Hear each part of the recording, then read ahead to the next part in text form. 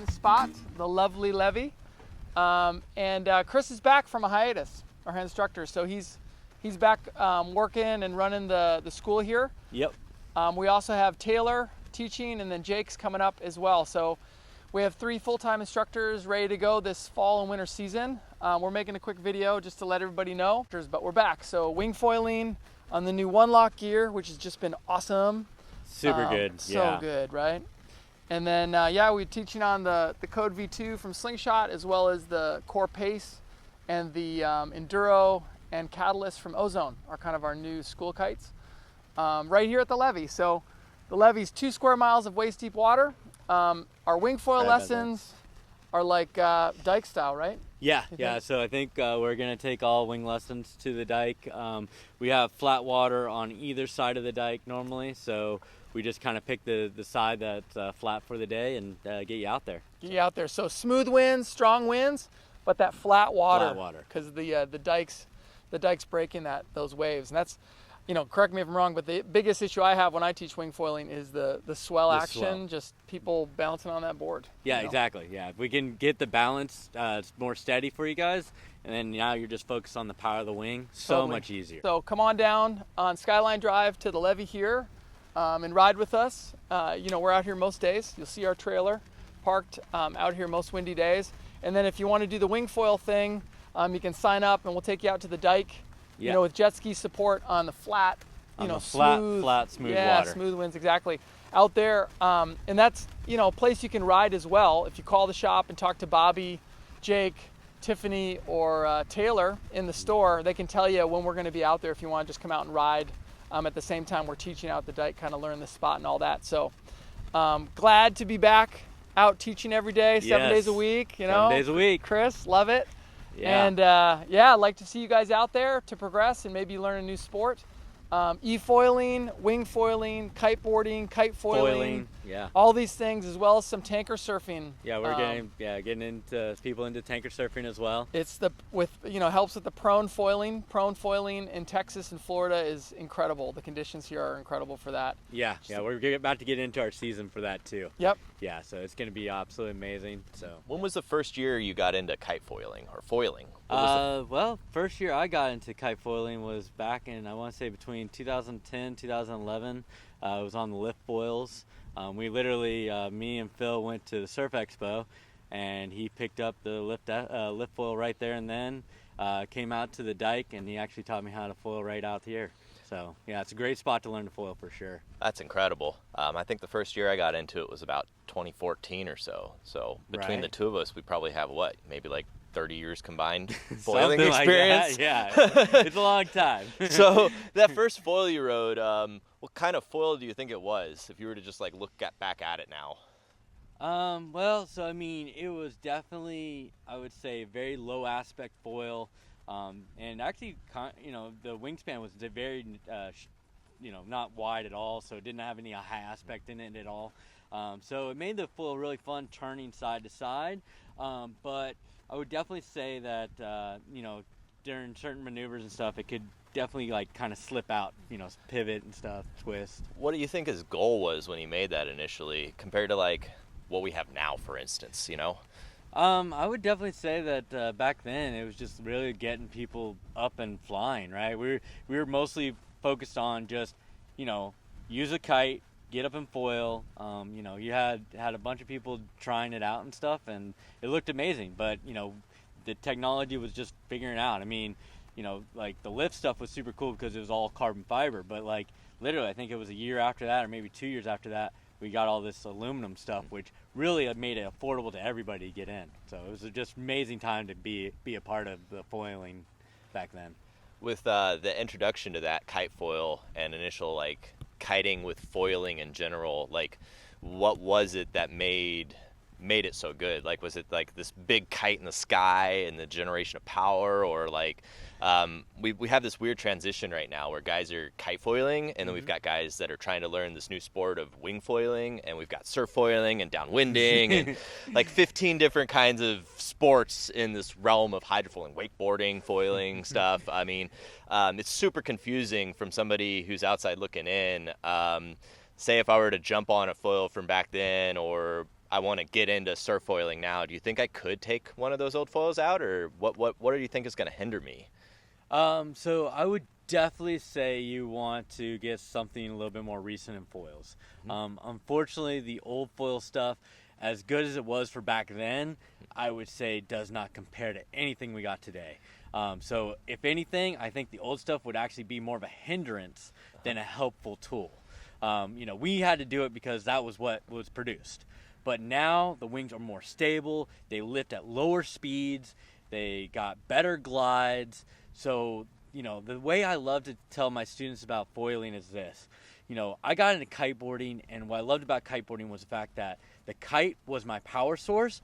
What I rode on my feet was the craft I was doing. So if it was a surfboard, twin tip, skimboard, whatever, even now hydrofoiling, that's the sport I'm doing. But what I love to say now is with a hydrofoil, it's really about what do you want to use the hydrofoil in? Do you want to use it in waves? Do you want to use it in flat water? Do you want to use wind power? Do you want to use just the energy of the ocean? Do you want to use a motor now? So there's so many avenues with foils, but to me, foiling is really the big thing that I think everyone should get into because it just allows you to have way more days on the water. Wow, so all that increased lift and just opened up your days. You got surfing, now you could surf a foil where before exactly. you couldn't. Surfing is a great example, right? So basically, for me, I got to a point in surfing where literally it needed to be at least 5 foot or plus. It had to be at least head high because I'm on a short board and I need the power, right? But the craziest thing was I took out a surf foil out in Galveston and the waves were probably about knee high, and literally my first ride down that swell, it felt like I was racing down that 5 foot wave. And to me, it was like, oh my gosh, that means I can have more days on the water, more days surfing, and it's just so mind-boggling, right? And to me, as I go out there and surf, I just want to shout to all the surfers like, hey, give this a try, because it's just going to increase your days on the water. And then, by the way, when it is perfect swell and perfect waves, you go surfing. Like, there's still nothing that can beat that, like, going down the line, getting barreled by a wave. Foiling, we've tried it. It's getting there. But right now, if you still want that experience, surfing, normal surfing is great. But just like how kiting added more days to the water for me and I could ride different boards, foiling adds more days for me and I can ride different swell heights. Now I don't need a big wave, right? Just opened up so many days for you. I know for me it opened up a lot of days. Right? I went from going out maybe once every 6 months. I'm not a paddler personally, so I don't come from that background. That's what I would like to talk to you about. Yeah. Surfing kind of like was a different thing for me. I didn't know what I was looking at. I didn't know what a wave was. Right. But foiling kind of gave me an avenue to learn how to ride a wave. Yeah, so basically for myself, I came from a surfing background, right? I learned to surf when I was about 16 years old. But I know for you came from the wind sports side of it, and then how did you get into foiling in the waves? 2019, they came out with this cool toy from Lift, and then 2022, there's another toy called Efoil Drive from Foil Drive. And both of those electric e-assists gave me an opportunity to get up on a foil like I would with a kite and say, I want to ride that wave without knowing how to read the waves. Right. And get that sensation and feeling I was looking for without knowing how to do it yet. So I could just put in the time.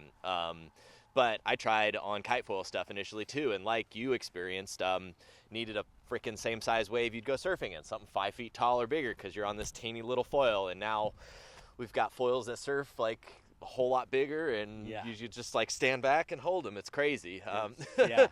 It's just easy, open riding. That's awesome, I don't know. Right? So it's just so different. You can just pick and choose. You're just like, well, that wave or this wave. Or the yeah, next wave. right. And that's what I loved about kite surfing too. Is like, I drop in on a wave, but then I look over the backside and I see another wave I want to get to.